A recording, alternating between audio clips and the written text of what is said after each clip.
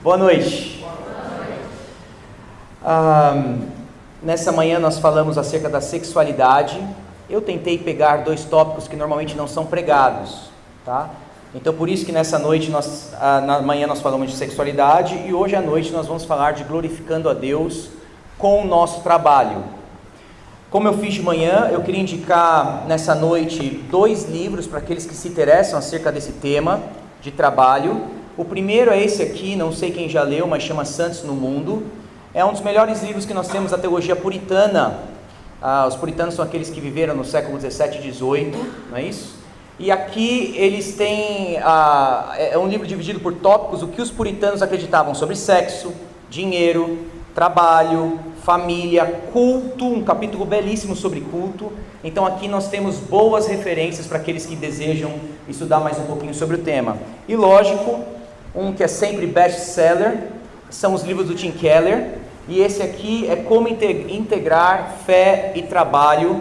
Basicamente o que eu vou falar com vocês, eu estou sob esses dois ombros aqui, tanto do Santos do Mundo, como o livro do Tim Keller. Esse aqui também é sensacional para aqueles que querem aprender um pouquinho mais sobre esse tópico extremamente importante acerca do trabalho.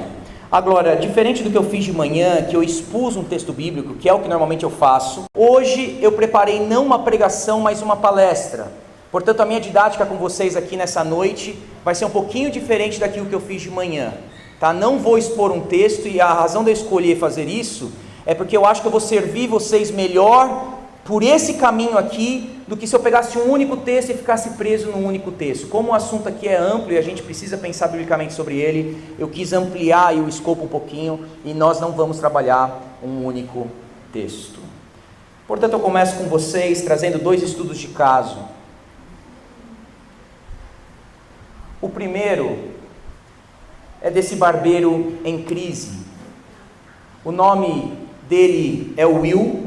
O Will me procurou tempos atrás, ele é da minha igreja, a igreja que eu sirvo também, e me procurou dizendo que ele estava vivendo uma crise vocacional. Na foto aí é ele mesmo, e eu pedi permissão, direitos autorais a esses caras para que eu pudesse publicar eles aí para vocês.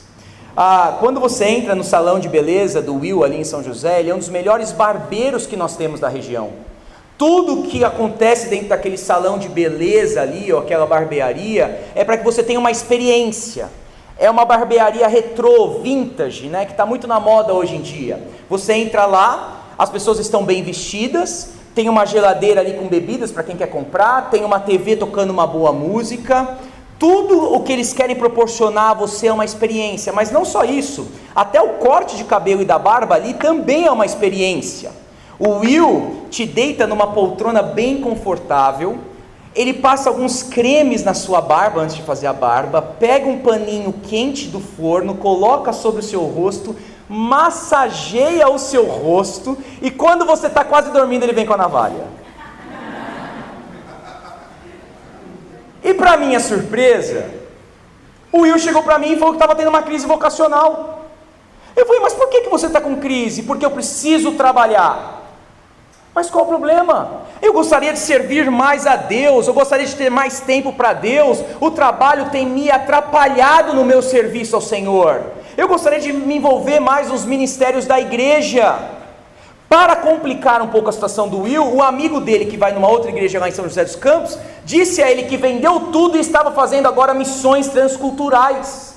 E o Will chegou para mim em crise mesmo, num café da manhã, dizendo, cara, essa era a minha vontade, vender tudo, mesmo que a minha família precise, vender tudo e ir fazer missões transculturais. Se você estivesse aconselhando o Will, o que você diria a ele?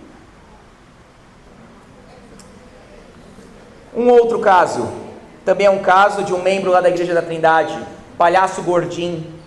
O Palhaço Gordinho, ele é sensacional em tudo que ele faz, ele é um verdadeiro artista.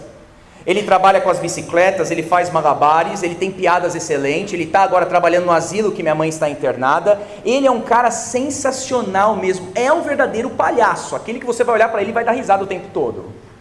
Mas ele chegou para mim e disse que também estava em crise, porque a sua família agora estava exigindo dele um trabalho digno.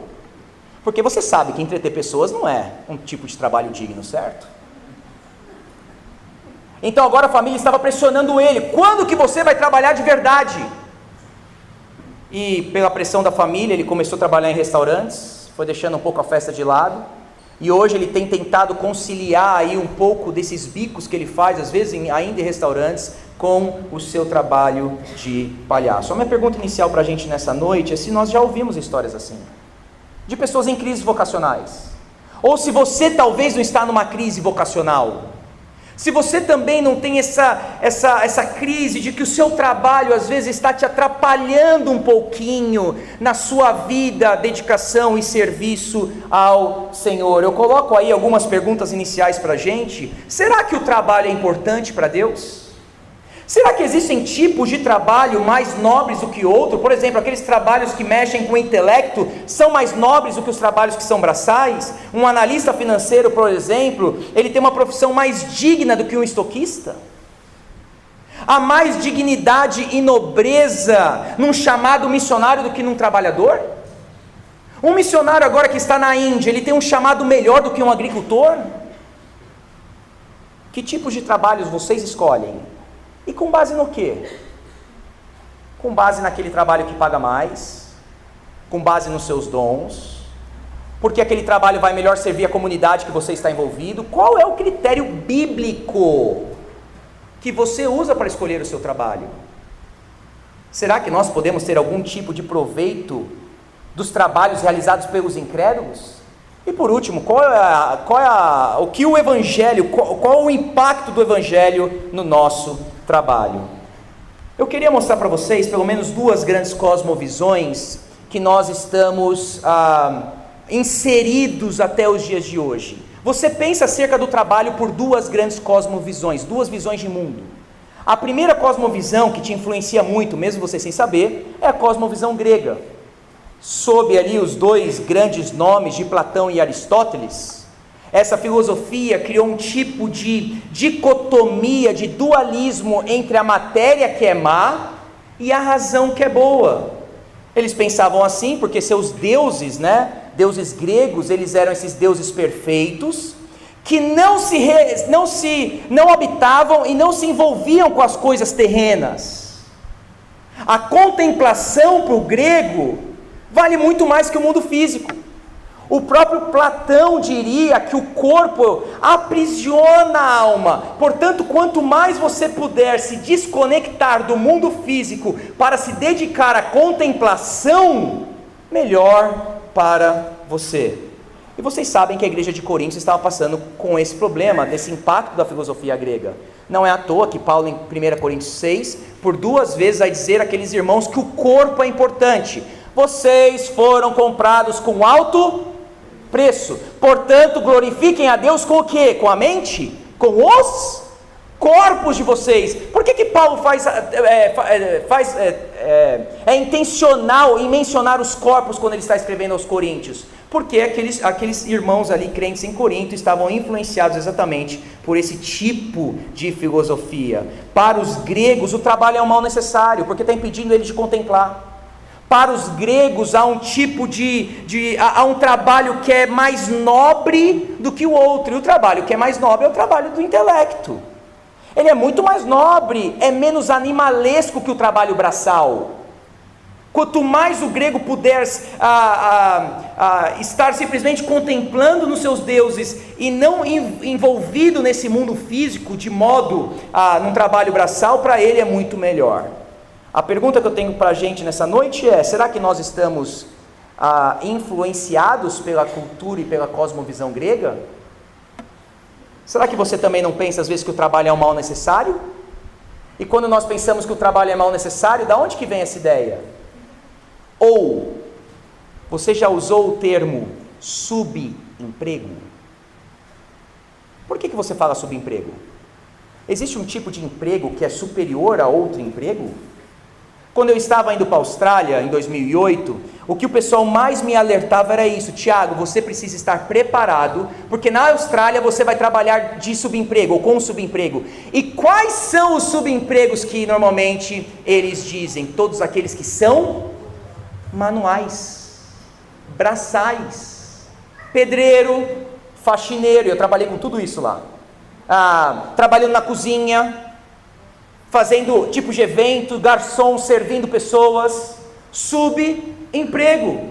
Eu conheço jovens ali em São José dos Campos que estão desempregados até hoje, porque eles dizem: eu não quero trabalhar com subemprego. Subemprego, a Bíblia conhece essa categoria quando nós estamos falando de trabalho? A primeira cosmovisão é essa. A segunda cosmovisão que nós somos impactados é a teologia católica. E a teologia católica agora vai dizer que existe o trabalho que é sagrado e existe o trabalho que é secular. Por que essas pessoas pensam assim? Porque para eles o reino de Deus é a igreja. A teologia do reino de Deus para os católicos é exatamente isso. O reino de Deus é a igreja. Logo, quais são aquelas pessoas que trabalham para Deus? Somente aqueles que trabalham dentro da igreja. O monge, o sacerdote, a freira. Por quê? Porque eles estão trabalhando dentro do reino de Deus. Todos aqueles que estão trabalhando fora da igreja é um tipo de trabalho secular. E a minha pergunta é: será que nós somos influenciados por essa cosmovisão? Quantos livros que não são evangélicos você lê? Quantas músicas que não são cristãs você ouve? Aquelas com letras boas, obviamente. Quais filmes vocês assistem, tirando o Desafiando o Gigante, Fazendeiro de Deus e A Prova de Fogo?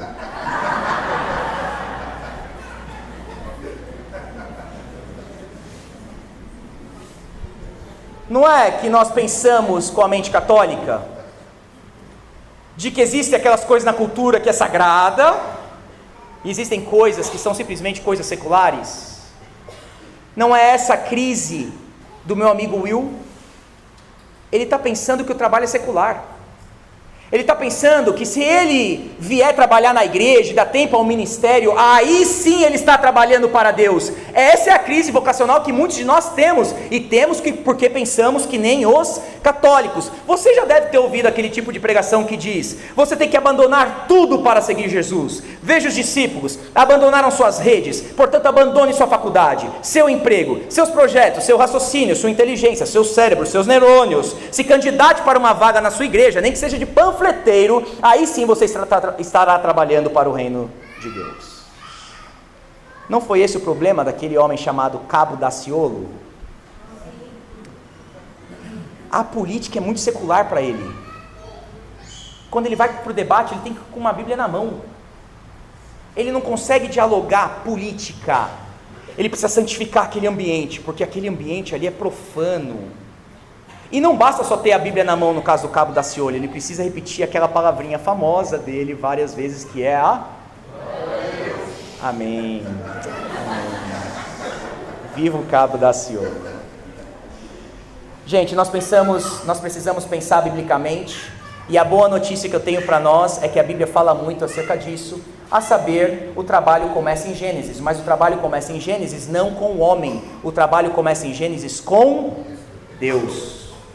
O Deus de Gênesis, logo no primeiro verso da Bíblia, Ele é um Deus que trabalha, porque diz o texto: no princípio Deus criou, e criou aqui, o verbo no hebraico é bará, e bará é uma palavrinha usada somente para a obra que Deus realiza. Por exemplo, o salmista no Salmo 51 diz: cria em mim, ó Deus, um coração puro. Somente Deus pode barar no salmista um coração puro.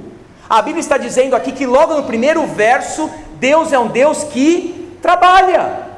Mais do que isso, Gênesis capítulo 2 vai dizer que Deus concluiu uma obra. Há duas palavrinhas no Antigo Testamento em hebraico para obra. Uma é um labor rústico, que é amador, e não é essa palavrinha que está sendo usada aqui. Aqui a palavrinha usada é de um hábil, perito, ou de um artesão. A ideia que nós temos é que Deus em Gênesis, Ele está trabalhando ali meticulosamente, com excelência. Ele sabe muito bem o que Ele está realizando.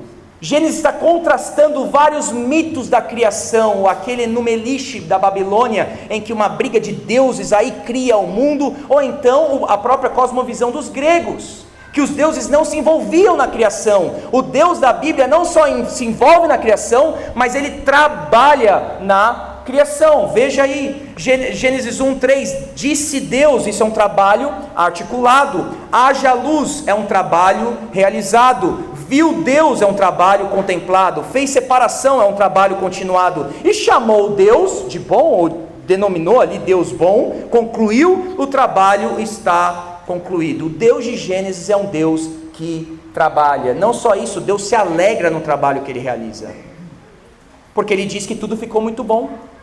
Ele para, contempla e fala: nossa, realmente o meu trabalho de artesão ficou muito bom.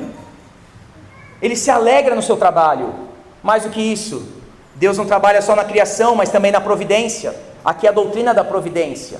Deus está nos sustentando até hoje. O passarinho está comendo porque Deus está lá dando a comidinha para ele comer. Deus tem sustentado toda a sua criação. Ele nunca parou de trabalhar. Deus trabalha o tempo todo. Mas aqui é o grande X da questão. Deus realizou o trabalho braçal. O Deus de Gênesis é o Deus jardineiro. Porque vai dizer em Gênesis 2:8 que o Senhor plantou um jardim no Éden. O trabalho do Deus em Gênesis é um trabalho com as mãos. E quando Ele vai criar o homem, você lembra como Ele criou o homem? Ele mexe na terra, pega um pouquinho, porque Ele sabe mexer na terra, não é? Mexe um pouquinho na terra, olha para aquele pó e fala: agora eu vou criar um homem, eu consigo criar um homem desse pó aqui. O trabalho de Deus em Gênesis é um trabalho braçal. Se o Deus de Gênesis vem a nós como um jardineiro, como é que vem o Deus Jesus Cristo no Novo Testamento a nós? Com que Ele trabalha? Carpinteiro. Também um trabalho braçal. O Deus de Gênesis é jardineiro, o Deus do Novo Testamento é carpinteiro. E o Espírito Santo, quando o salmista vai dizer que o Espírito Santo está renovando a face da terra, o Espírito Santo é um tipo de agricultor. Portanto, nós aprendemos em Gênesis que todo trabalho é digno, seja ele aquele trabalho que mexe mais com o intelecto, ou seja o trabalho que mexe com as suas mãos, que faz você suar, porque o Deus de Gênesis trabalhou dessa forma. E aí vocês sabem, Deus criou o homem. Agora, se Deus cria o homem e faz o homem à imagem e semelhança do trabalhador, o homem, logo quando ele é a imagem e semelhança do trabalhador, qual o aspecto também que o homem deve imitar? O trabalho. A ideia que nós temos de Deus criando o homem como imagem e semelhança é como se Deus fosse o rei do cosmos. Gênesis 1:2, Ele é o rei da criação. Ele manda, Ele dá ordem, tem que ser do jeito que Ele quer, Ele é o grande rei. Mas agora, Ele não cria essa criação de uma maneira estática. Ou seja, Ele cria a sua criação e o mundo com a possibilidade de melhoria. E agora Ele bota ali o homem, a sua imagem e semelhança, exatamente para realizar esse tipo de trabalho. É por isso que Ele vai dar a bênção do trabalho. A bênção que nós temos em Gênesis é para que o homem trabalhe.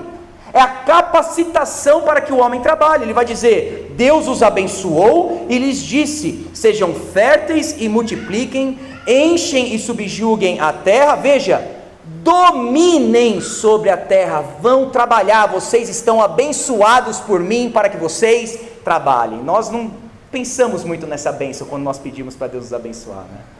Nós pensamos nas férias, no Rider, dê férias para os seus pés, né?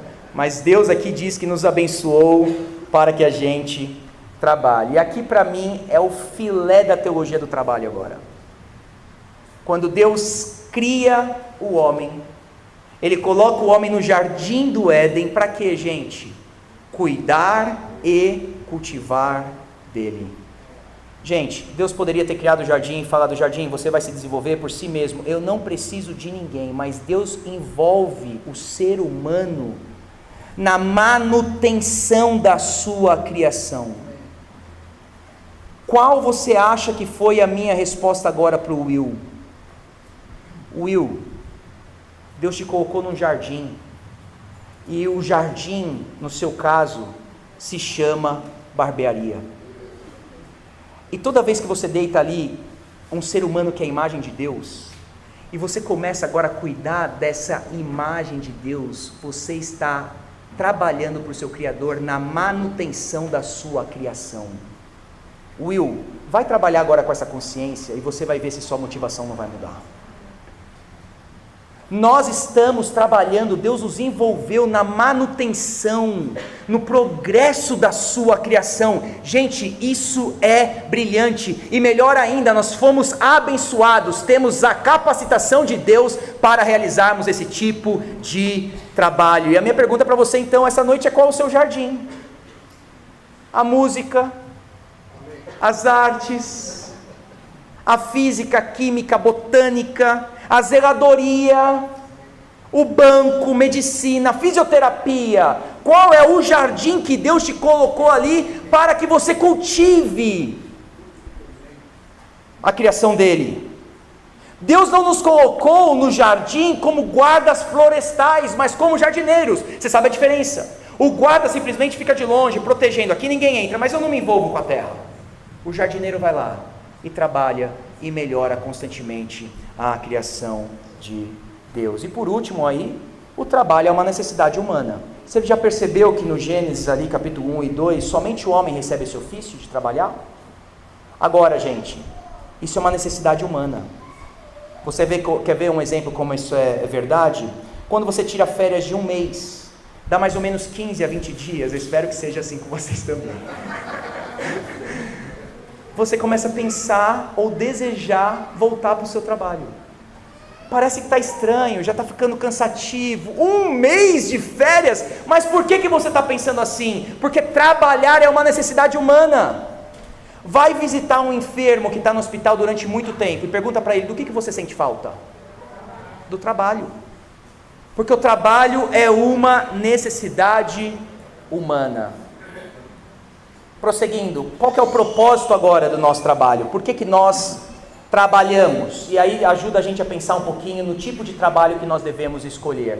Eu vou ver com vocês somente um verso, que Paulo nos ajuda muito aí em 1 Coríntios capítulo 7, olha o que Paulo diz: entretanto, cada um continue vivendo na condição que o Senhor lhe designou. A palavrinha designou aí, Deus lhe deu dons. Cada um continue na posição que Deus lhe deu dons para realizar, de acordo com o chamado de Deus. Esta é a minha ordem para todas as igrejas. Paulo usa duas palavrinhas chaves aqui, principalmente na teologia paulina: chamado e deu dons. Só que Paulo não está falando de salvação aí no contexto. Paulo está falando de trabalho. Eu preguei essa manhã sobre 1 Coríntios 7. Aqueles que eram escravos, Paulo está dizendo: continue nessa posição quando o Senhor te chamou, ele está falando. Porque o Senhor te designou, te deu dons para isso, e mais, o Senhor te chamou para trabalhar. Dons são usados para a edificação da comunidade. O que nós aprendemos com o apóstolo Paulo é que todo ser humano recebeu um chamado para trabalhar, e mais do que isso, Deus deu diferentes dons a nós, para servirmos uma comunidade maior, além da igreja. E eu sei, gente, que eu estou indo aqui confrontando um pouquinho as nossas ideias, porque a última coisa que nós pensamos ao escolhermos os nossos trabalhos é se nós vamos abençoar a nossa comunidade local.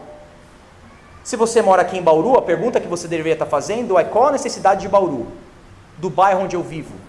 E que tipo de trabalho eu posso agora realizar? Qual emprego eu posso achar para melhor servir a minha comunidade? Porque Deus me deu dons e me chamou para essa tarefa específica. Uma perspectiva reformada. A teologia reformada nos ajudou muito, principalmente a quebrar essa ideia da teologia católica. Vocês sabem, os reformadores, graças a Deus, entraram no cenário, senão até hoje nós estaremos pensando que nem os católicos e na Idade Média. Mas eles entraram no contexto e nos ajudaram muito quanto a isso. Nós temos aí duas doutrinas bases da doutrina reformada, que é a justificação pela fé e graça comum. O ponto é: como é que a justificação pela fé, por exemplo, nos ajuda no trabalho? Não pensa só na salvação. Para Lutero, Calvino e muitos outros que vieram junto com eles, eles pensariam o seguinte: se Deus nos justifica pela fé, não pelo meu trabalho, logo todo tipo de trabalho agora é um trabalho para o Senhor. Não é só o trabalho realizado dentro da igreja, isso aqui é um choque para a igreja católica naquela época. Não é só o padre que está trabalhando para o Senhor, não é só a freira que está trabalhando para o Senhor, o homem é justificado pela fé. Deus aceita todo tipo de trabalho, você não vai ser salvo pelo seu trabalho. Não tem mérito, não tem boas obras, no nosso caso, que está ganhando favor divino. Olha como a frase de Lutero aí é brilhante, quando ele está nos ensinando a orar o Pai Nosso, principalmente quando nós devemos agradecer pelo pão. Olha como ele pensa em todos os tipos de trabalho e dignifica esses tipos de trabalho. Quando você ora pelo pão diário, está orando por todas as coisas que contribuem para que tenha e desfrute seu pão diário. Você tem que abrir e expandir o pensamento, de modo que ele vá além do saco de farinha e do forno, e chegue às plantações, às lavouras, ao país inteiro que produz, processa e traz a nós o pão diário e todos os tipos de alimento. Brilhante! Toda vez que você está agradecendo a Deus, Deus, obrigado pelo pão nosso de cada dia, você deveria estar agradecendo por aquele que plantou a sementinha, por aquele que foi lá e colheu o grão, por aquele que amassou a massa, por aquele que transportou até a fabricação, a fábrica, por aquele que levou até a padaria, pelo padeiro que vendeu o pão para você. Lutero está expandindo e trazendo valor a todo tipo de trabalho. Essa era a visão reformada acerca da teologia do trabalho. Nós poderíamos então, antes da nossa conclusão, dizer que trabalho é um chamado para honrar a Deus, amando nossos semelhantes e servindo-lhes com nossos dons. Quando você vai procurar um trabalho, você tem que pensar nisso. Como eu posso melhor honrar a Deus com esse trabalho? Como eu posso amar o meu próximo com o meu trabalho? Porque Deus, quando trabalhou, pensou em você. Lembra em Gênesis? E quais os dons que Deus me deu para servir melhor a minha comunidade? Eu estou falando comunidade, não igreja local. Cidade em que você vive. Por último, e na minha conclusão, como é que Jesus impacta o nosso trabalho agora? Como é que o Evangelho impacta o nosso trabalho? De duas maneiras. Nós temos agora uma nova direção. Normalmente nós trabalhamos ou somos tentados a trabalhar simplesmente pensando em nós. Nós somos tentados a trabalhar para que o nosso nome fique grande, para que o nome da nossa empresa seja o maior nome, ou trabalhamos somente pelo dinheiro. Mas Paulo vai dizer que quando nós encontramos Jesus, nós temos uma nova direção agora.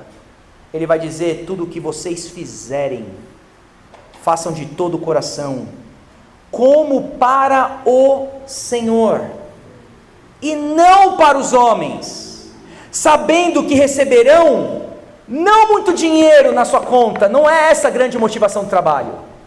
Vocês receberão do Senhor a recompensa da herança. É a Cristo, o Senhor, que vocês estão servindo. Você deve atender um telefone muito bem, porque você está trabalhando para o Senhor. Você deve pegar na vassoura muito bem, porque você está varrendo para o Senhor. A sua recompensa vem dele. É com essa motivação que nós devemos trabalhar. E por último, nós encontramos um Redentor. Nós encontramos o Senhor. Logo, o trabalho agora, ele não é mais o nosso Redentor. Você não se relaciona com o trabalho agora como se ele fosse um tipo de Deus na sua vida. O melhor exemplo que nós temos é quando Jesus encontra, e aí normalmente é onde os pregadores param. Quando ele encontra primeiramente com aqueles discípulos, eles estão trabalhando naquelas redes, naqueles barcos. Eles deixam o trabalho e seguem Jesus. Só que você reparou que lá em João depois, capítulo 21, quando Jesus morre, onde que os discípulos estão agora? De volta ao trabalho. Eles estão de volta às redes, eles estão de volta nos seus barcos, e a pergunta é: o que mudou? E a resposta é: eles encontraram o Senhor Deus na vida deles, e agora eles podem voltar para os seus trabalhos, não mais tratando o seu trabalho como se fosse um Deus na sua vida. Eles podem se relacionar com o seu trabalho de maneira diferente, porque aquele que encontrou com o Senhor Jesus já tem um Deus na sua vida. O trabalho não é mais o seu Deus. Você não vive mais para o seu trabalho. Você não busca a última satisfação no seu trabalho. O seu trabalho não é aquilo que traz identidade para você.